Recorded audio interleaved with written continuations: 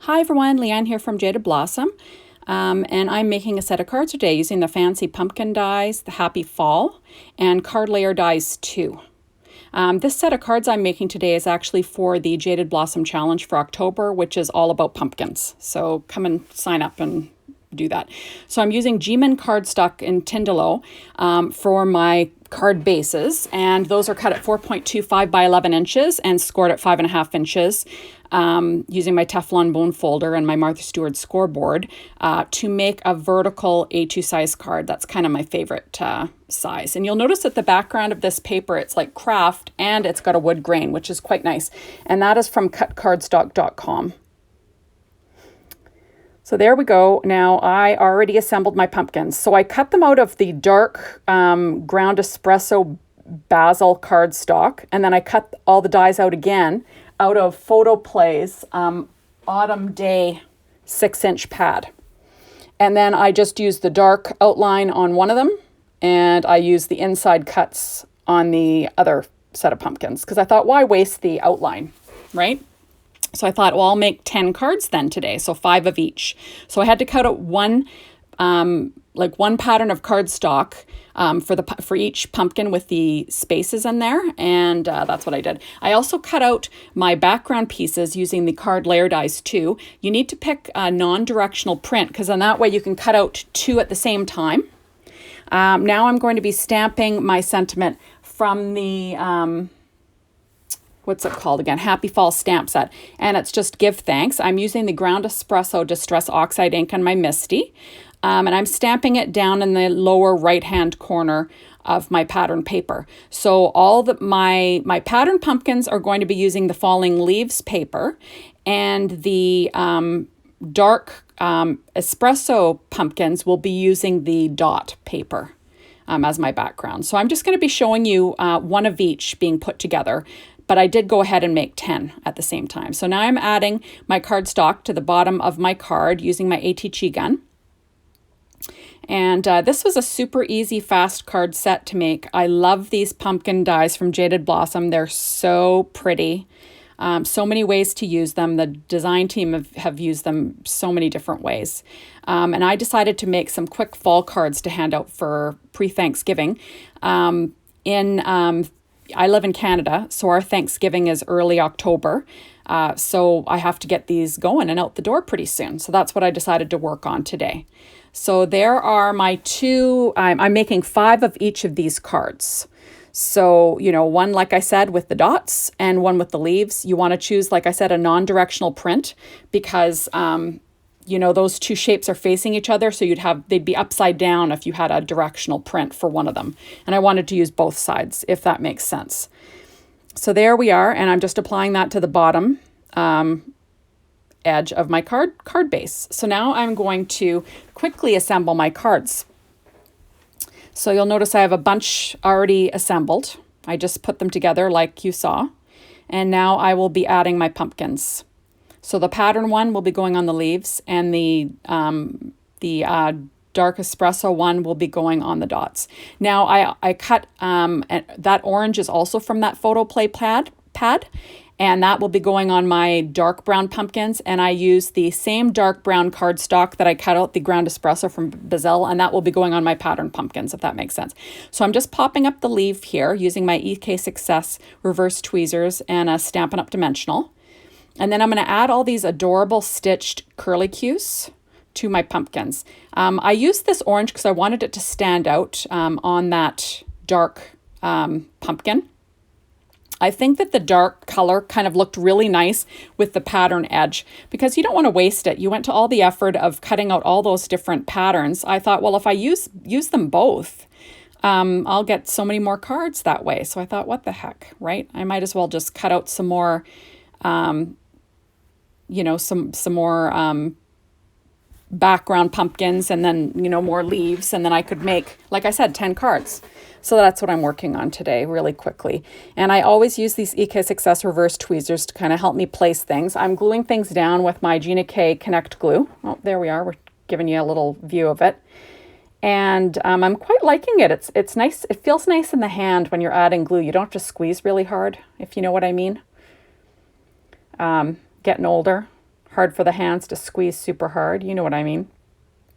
So there we are. I'm just adding on those curlicues in a pleasing manner.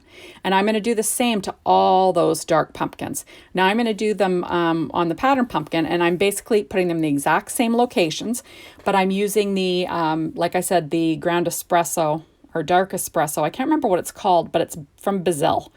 It's a dark brown textured cardstock. And I'm just quickly putting these curlicues on. Now, when I made these little pumpkin shapes, what I did is I cut the big pumpkin out of just scrap paper, and I applied tape runner to the whole surface, and then I just quickly assembly lined, popped in my edge, and then added all the pieces like a puzzle basically. And I thought I really like how it turned out. I think that they're really cute and useful. Like I think that, and I really like the ones with all the curly that pretty curly center. I love that one too. I've only used that one once though, so I'm going to have to pull that one out and make some other stuff. But I thought that I would use this one for this, because I kind of was going for, it's almost like a patchwork look, isn't it? With the, like with quilting or something is what it kind of reminds me of. And I quite like it. So there we are. All I'm going to be doing is popping this pumpkin up now. I'll be using my 3M foam tape, because I've told you before, if I'm covering a large area, I like to use this foam tape. It's a big roll, easy to tear, easy to pop larger items up. And you're not being so wasteful with a million glue dots, or not glue dots, Stampin' Up! Dimensionals or whatever you use.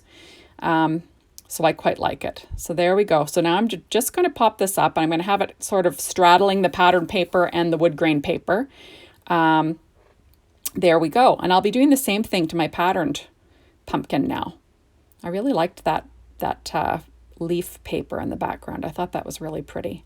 So there we are. So now I'm going to pop this one up. I used like a craft cardstock on the back of that one. I tend to use, like if I have Boo Boo's stamping or whatever, I save that paper and I'll cut it out for backgrounds, stuff that you don't see.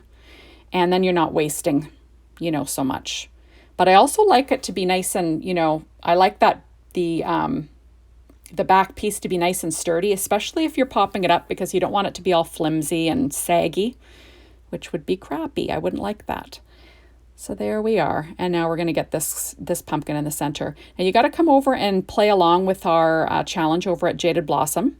Like I said, this challenge is all about pumpkins. So make a pumpkin project using some sort of Jaded Blossom product. And you can play along with us. I'd love to see what you come up with. So now I'm rounding the upper left-hand corner with my We Are Memory Keepers 1/2-inch corner chomper.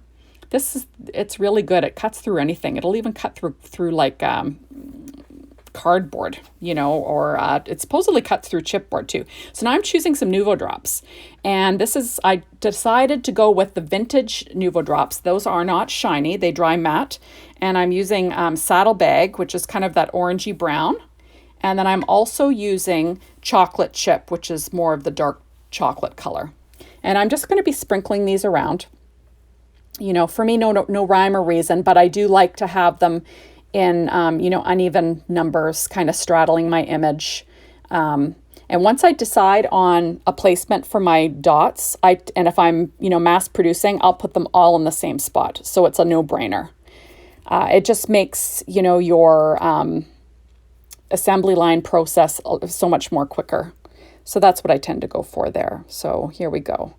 And you'll notice that on those pattern pumpkins, I kept the placement of that center piece of pumpkin and the stem the same pattern on all the pumpkins, but all the other ones are all the other pieces are different. So that's how I managed that, just so it looks paper pieced. And well, it is paper pieced, but it looks kind of like a quilt, right? That's what I was going for. And I actually quite like these dark brown pumpkins too. They look really graphic. Kind of nice, eh? So there we are. So basically that's what I came up with today. Hopefully you enjoyed this quick little video for you. I didn't want to, have you watching me put together 10 pumpkins. But, I will do that one of these days so you can see. But they're super easy to make. And here I'm sort of showing you all the different cards that we have made. And you see that there's tons of them. There's actually 10. and you can make these too in a jiff. Thank you so much for stopping by, and make sure to stop over at the Jaded Blossom blog to see how to play along with our challenge and to see all of the awesome inspiration from our amazing design team. Thank you so much for stopping by, everyone. See ya.